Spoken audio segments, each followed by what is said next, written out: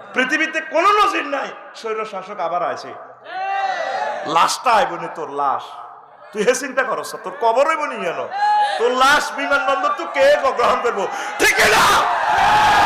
কলিজাতে যে ছুরি বইয়েছ মৌতের আগ পর্যন্ত ছুরির গা যাবে না।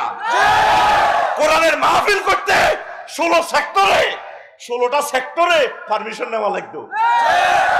কোরআনের মাহফিলে 50 মিনিট বক্তৃতা দেয়, ঠিক না? মনে আছে সব কথা। শুধু তোদেরকে বাঁচানোর জন্য বলছি, ডক্টর ইউনূসকে হেল্প কর, এমন কিছু কাজ করে যাব আমরা আজীবন সুখে থাকবো।